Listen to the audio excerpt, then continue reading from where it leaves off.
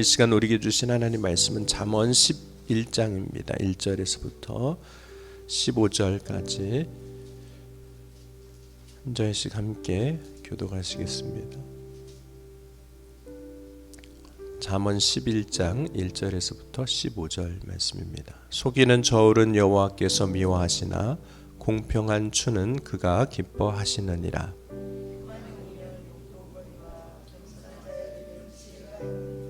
정직한 자의 성실은 자기를 인도하거니와 사악한 자의 패역은 자기를 망하게 하느니라.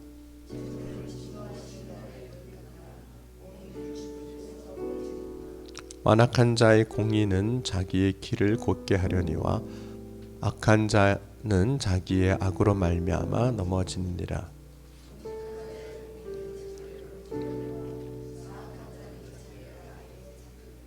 악인은 죽을 때에 그 소망이 끊어지나니 불의의 소망이 없어지느니라.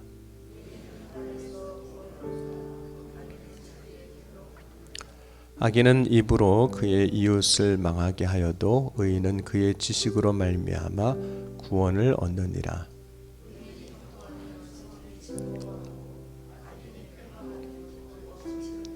성읍은 정직한 자의 축복으로 인하여 진흥하고 악한 자의 입으로 말미암아 무너지느니라.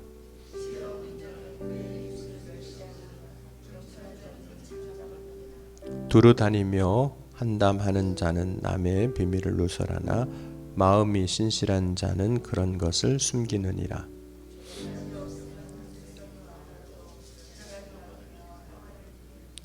타인을 위하여 보증이 되는 자는 손해를 당하여도 보증이 되기를 싫어하는 자는 평안하니라.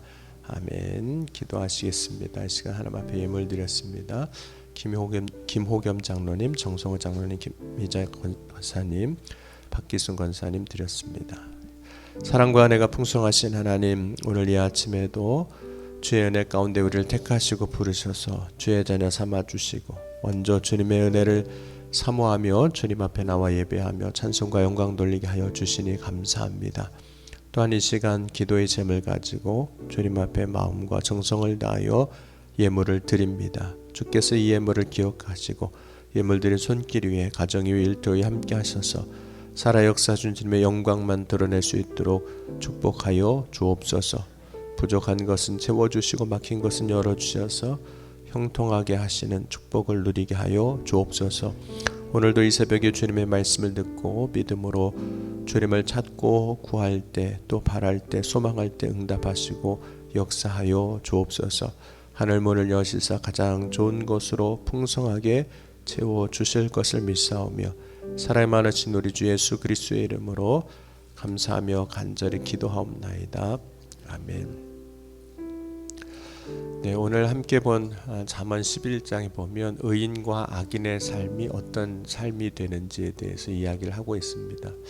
결국은 우리가 보면 의인의 길은 하나님이 인정하시나 악인의 길은 망하리로다. 시편 1편 6절의 말씀을 기억해야 하는데, 그렇다면 우리가 어떻게 하는 것이 하나님이 인정하시는 의인의 길로, 하나님이 축복하시는 그 길로 살아갈까 하는 겁니다.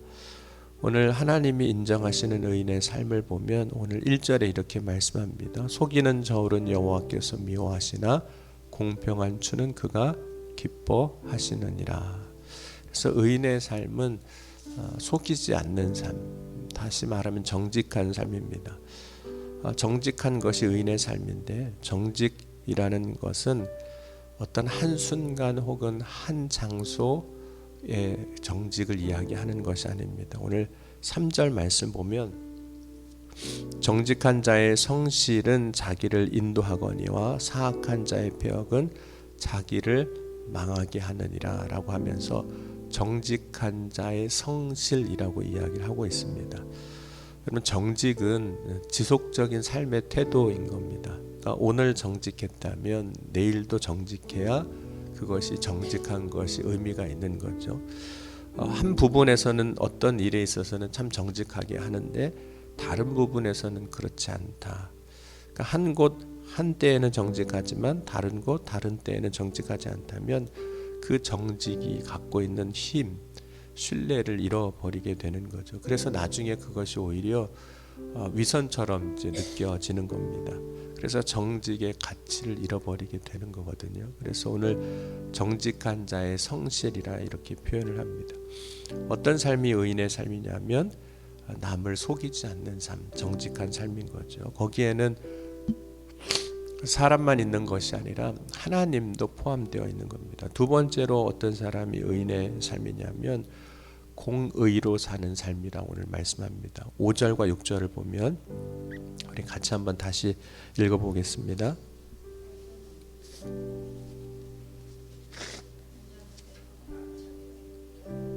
악한 자는 자기의 악으로 말미암아 넘어지느니라. 정직한 자의 공의는 자기를 건지려니와 사악한 자는 자기의 악에 잡히느니라.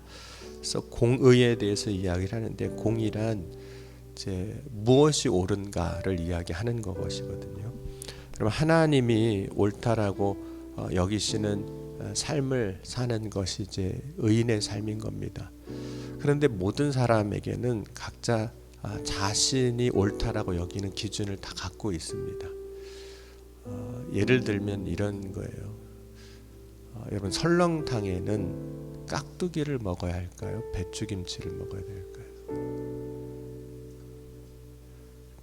사실은 아무거나 먹어도 상관이 없는데, 이것은 이거가 맞는 거다라는 기준이 있는 겁니다. 각자 기준이 있어요. 그것은 어떤 때는 문화적인 것이기도 하고 사회적인 것이기도 하고 혹은 개인의 경험에서 나오는 것이기도 합니다. 내가 해보니까 이게 괜찮더라, 내가 경험해보니까 이거 맞는 것 같더라, 이런 자기 기준이 있는 겁니다. 그래서 때로는 우리가 옳다라고 말하는 것들이 대부분 문화적이고 사회적이고 혹은 자신이 갖고 있는 어떤 생각, 그것을 이념이라고도 할 수도 있고 신념이라고도 할 수 있습니다. 근데 옳다고 여기는 것은 그렇게 보면 문화에 따라서 다 다르고요, 시대에 따라서 다 다른 경우가 많습니다. 그러나 사람의 것 중에서 옳다고 말할 수 있는 것은 사실 아무것도 없습니다. 여러분, 탕자가 이제 회개하고 돌아왔을 때 탕자의 형은 자신이 지금까지 살아온 방식이 옳다라고 생각을 했어요. 왜냐하면 탕자의 형은 아버지의 집을 떠난 적도 없고 아버지의 명을 어긴 적도 없습니다. 그래서 아버지의 재산에 손실을 끼친 것도 없어요. 그리고 아버지의 집에서 성실하게 열심히 일했습니다. 그러니까 뭐 자기 나름대로 옳게 사는 거죠. 그런데 아버지가 돌아온 탕자를 위해서 해주는 것을 보니까 이럴 수는 없는 거예요. 창기와 함께 아버지의 재산을 낭비한 저 아들에게 저렇게 대우해 주는 것은 아버지가 옳지 않다라고 생각을 한 겁니다. 아버지의 재산을 창기와 함께 낭비한 자를 어떻게 저렇게 해줄까? 그런데 그것은 아버지의 사랑을 몰라서 하는 말이거든요. 그러니까 지금 아버지의 기준은 옳고 그름을 판단하는 것을 가지고 아들을 받아들이는 것이 아니라 사랑으로 받아들이는 거거든요. 그러니까 아버지의 기준은, 아버지의 공의는 지금 사랑입니다. 여러분, 예수님께서 비유로 말씀하실 때 밭에서 품꾼을 하나 데려오는데 어떤 사람은 아침 6시에 데리고 옵니다. 그리고 어떤 사람은 맨 마지막에 오후 5시에 데리고 옵니다. 그래서 6시가 됐을 때 하루 품삯을 정산을 하는데 마지막에 데려온 사람, 1시간 일한 사람에게 약속한 한 데나리온을 주는 것을 보고 아침에 일찍 온 사람이 생각을 하는 거예요. 그렇다면 저 사람 1시간밖에 일 안 했는데 한 데나리온 주면 나는 12시간을 일했으면 적어도 저것보다는 더 많이 주겠구나, 이렇게 생각을 한 거죠. 그런데 주인이 자기에게 하루치 품삯을 주는데 똑같이 한 데나리온을 주는 겁니다. 그때 똑같이 한 데나리온을 받은 사람은 뭐라고 생각했을까요? 주인이 불의하구나. 아니, 어떻게 일한 시간이 다른데 똑같이 품삯을 주면 일찍부터 온 사람이 손해인 거잖아요. 굳이 그렇게 일찍부터 올 필요가 없는 거지 않습니까? 그런데 주인이 이렇게 한 것은 그것이 주인의 약속인 겁니다. 한 데나리온씩 주기로 다 약속을 한 거예요. 그것이 하나님께서 우리에게 구원을 어떻게 주시는가를 보여주시는 사건이게 됐습니다. 여러분, 세상적인 어떤 원리, 평등의 원리, 이란 것에 대한 값을 치러주는 원리로 보면 지금 주인은 불의한 일을 하고 있는 거예요. 불공평한 처사를 한 겁니다. 그러나 하나님의 사랑을 기준으로 본다면 그것이 옳은 거예요. 옳은 겁니다. 그러니까 공의를 가지고 산다는 것은 그러니까 나의 기준을 가지고 사는 것이 아니라 하나님의 기준을 가지고 사는 거예요. 그래서 참 어떤 때는 어렵습니다. 우리가 갖고 있는 세상 판단 기준이 아니라 하나님의 기준으로 가지고 사는 거니까. 그럼 오늘 이 시간 우리가 가져야 할 기준은 하나님의 기준입니다. 그래서 하나님의 기준으로 보면 우리가 판단하는 것이, 생각하는 것이, 결정하는 것이 이제 달라지는 거죠. 세 번째로 어떤 사람이 의인이냐면 오늘 11절, 12절 말씀 보면 성읍은 정직한 자의 축복으로 인하여 진흥하고 악한 자의 입으로 말미암아 무너지느니라. 지혜 없는 자는 그의 이웃을 멸시하나 명철한 자는 잠잠하느니라. 두루 다니며 험담하는 자는 남의 비밀을 누설하나 마음이 신실한 자는 그런 것을 숨기느니라 하면서 11절, 12절, 13절은 말에 대해서 이야기하고 있거든요. 악한 자의 입, 또 지혜 없는 자는 이웃을 멸시하나 명철한 자는 잠잠하느니라. 여기서 잠잠하다라는 말은 침묵한다 이런 의미가 있습니다. 그리고 13절에 보면 두루 다니며 험담하는 자는 남의 비밀을 누설하나 마음이 신실한 자는 그런 것을 숨기느니라. 그래서 이 말에 대해서 이야기를 하고 있습니다. 그럼 말을 잘하는 사람이 의인이라는 거예요. 그러니까 여기서 말 잘한다는 것은 남에게 재밌는 이야기 혹은 설득력 있는 언변을 갖고 있는 그런 사람을 이야기하는 것이 아닙니다. 어떤 말이 말을 잘하는 것이냐면 오늘 세 절의 말씀을 통해서 비교해 보면 축복하는 말을 하는 사람이 잘하는 사람입니다. 말을 잘하는 사람. 비난하지 아니하고 이렇게 참는 사람, 잠잠한 사람. 그럼 남이 잘못하면 말하고 싶잖아요. 뭐 잘못했다고 딱 이렇게 얘기해주고 싶거든요. 그때 꼭 하는 말이 있어요. 너 잘되라고 하는 말이야 라고 하고 얘기하거든요. 근데 이 비난하지 않는 거. 세 번째로 이렇게 말씀합니다. 험담하거나 비밀을 누설하는 것이 아니라 마음이 신실한 자는 그런 것을 숨기느니라. 여기서 숨긴다는 덮어준다는 의미가 있습니다. 남의 허물을 덮어주는 자, 이런 사람이 오늘 하나님이 인정하시는 의인이다 이렇게 말씀을 합니다. 여러분 시편 다시 1편 6절 말씀 보면 의인의 길은 하나님이 인정하시나 악인의 길은 망하리로다 그랬거든요. 여러분 오늘 이 시간 이 잠언 말씀을 통해서 어떤 것이 의인의 삶을 사는 것인지를 돌아보고 하나님이 인정하시는 축복의 길로 나아갈 수 있기를 주의 이름으로 간절히 축원합니다.